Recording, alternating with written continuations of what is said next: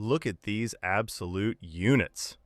If you're tired of protein pancakes that have the structural integrity of a flip-flop and the taste of a cardboard box, you've come to the right place. Today we're making the fluffiest, high-protein, meal prep-friendly pancakes that actually taste like a cheat meal, but won't make your abs disappear faster than my hairline. All right, blender time. First up, we're tossing in 3 medium eggs.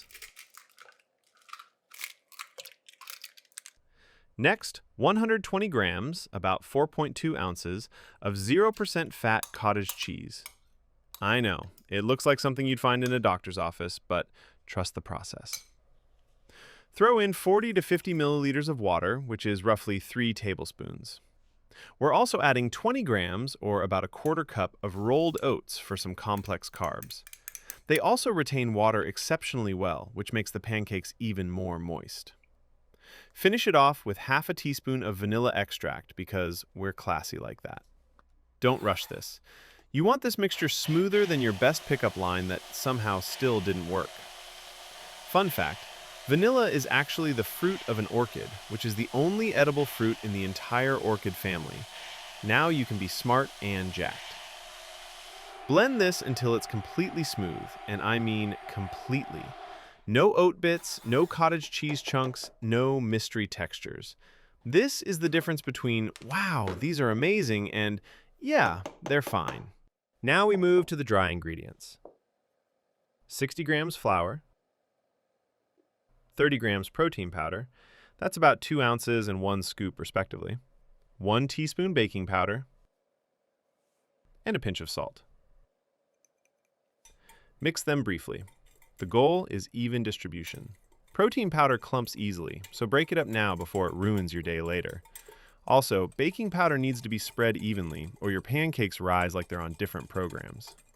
This step takes 15 seconds and saves you disappointment. Solid trade.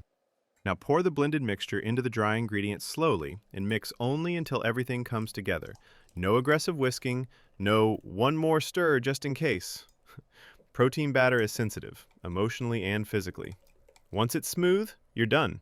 Overmixing kills fluff, and we're here for results, not regret. Get your pan on medium-low heat and hit it with a light oil spray. Give the pan time to heat evenly before adding batter. Divide the batter into 5 equal pancakes. Don't spread them too much. Let gravity do its thing. Cover the pan and let these cook for about 2.5 to 3 minutes. The lid traps steam, which cooks the inside gently and keeps everything moist. Watch for bubbles and firm edges. That's how you know they're ready to flip. Second side needs less time, about 2 minutes max. If you did everything right, the flip is clean and satisfying. No crumbling, no panic. You can also add a few drops of water to the pan next to the pancake to create even more steam.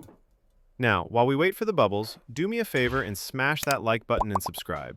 If you don't, your next PR will definitely be a fail, and we don't want that bad juju. Also, drop a comment telling me your favorite topping. I'm a maple syrup purist, but I won't judge your weird peanut butter fetishes. Pull them off once they're cooked through and let them rest briefly. Yes, pancakes need rest too.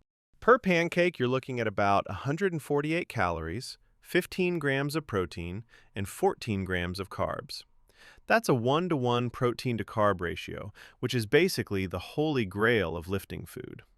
If you're meal prepping, let them cool completely, stack them with parchment paper in between, and they'll last 4 days in the fridge or 2 months in the freezer.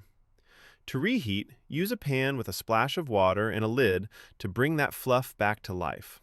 Microwave works, but it's a little drier, like most microwave decisions. If you want another high-protein recipe, click here. It's already waiting for you. Now go eat. You've earned it.